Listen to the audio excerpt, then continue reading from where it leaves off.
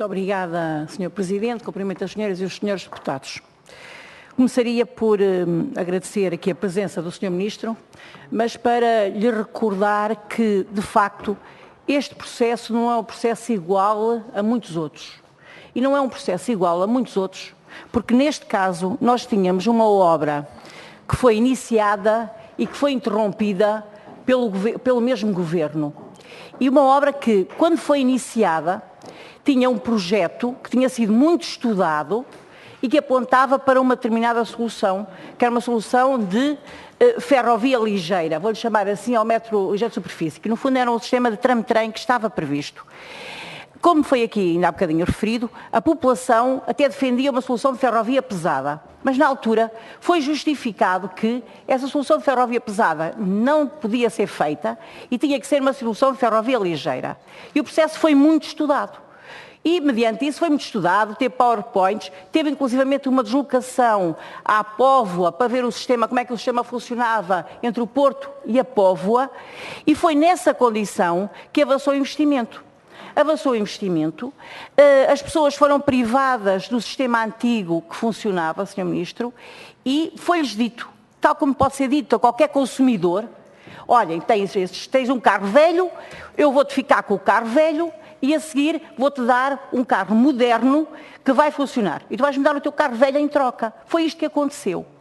Por isso, é natural que hoje as pessoas estejam apreensivas. Até porque as pessoas questionam com o seguinte, então se o outro sistema era tão bom, foi estudado por tantos técnicos, pessoas altamente responsáveis, nomeadamente até pela senhora Ministra, que hoje é Ministra do Mar, e que apresentou a solução.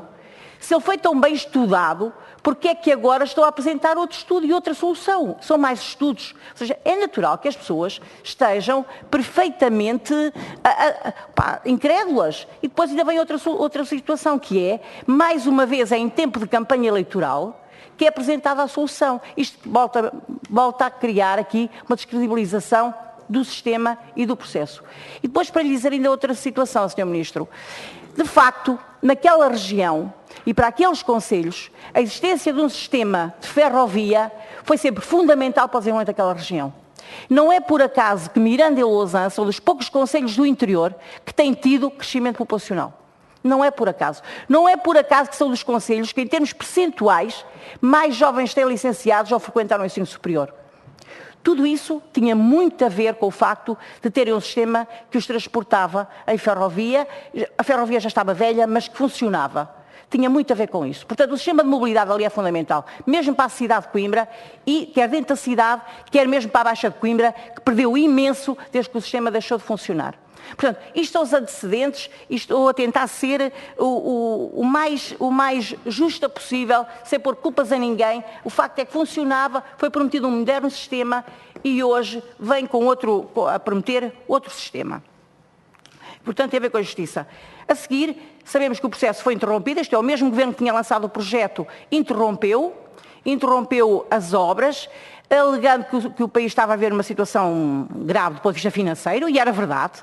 Seguiu-se o governo seguinte, que também, com uma situação grave do ponto de vista financeiro, seguiram-se vários projetos de resolução, e nestes projetos de resolução, quer na legislativa anterior, quer mesmo na outra, ainda no tempo do engenheiro Sócrates, sempre defenderam o sistema em ferrovia. Inclusivamente recordo de uma ida à Coimbra da engenheira Paula Vitorino, já não era na altura secretária de Estado, numa homenagem ao doutor Fausto Correia, e que na altura manteve que de facto o melhor sistema era um sistema em ferrovia. E apresentou aqui projetos de resolução, sempre nesse sentido. Depois, como disse, seguiram-se esses períodos complicados, e entretanto o governo anterior, e foi o governo anterior, e tal como o Sr. Ministro há bocado disse, fez uma candidatura aos fundos comunitários. Mas logo aqui vem uma questão que eu acho que deve ser reforçada. Quando o projeto avançou junto das populações, portanto, pelo governo do engenheiro Sócrates, nunca foi dito às populações que o projeto só avançava se existissem fundos comunitários. Ou seja, as pessoas foram privadas do seu sistema de transporte sem isso lhe ter sido posto como condição. Entretanto, com o governo anterior foi de facto feita a candidatura aos fundos comunitários. E a candidatura aos fundos comunitários levantou várias questões, nomeadamente uma que era a falta de maturidade do projeto, situação que era estava errada. Tínhamos que justificar, porque se há projeto com maturidade era aquele. Ele tinha vários projetos feitos, vários estudos feitos e obra feita. No ramal ela já apresentava cerca de 40% do investimento feito. Portanto, era um projeto com maturidade. Segundo, levantou a questão da sustentabilidade que o Sr. Bocada referiu, mas tinha a ver com, a sustentabilidade tinha a ver com a parte suburbana. Por isso, Sr. Ministro, acho que deveríamos ter respondido primeiro e tentar responder a essas questões. E o Governo atual devia o ter feito também, devia o ter feito e tentar defender o projeto. Segundo ponto, mesmo que a Europa não o financiasse, era a obrigação de o fazer. Porquê? Porque também faz e tem anunciado projetos para a área metropolitana do Porto e de Lisboa, e essas pessoas não são mais portuguesas do que aquelas que estão ali.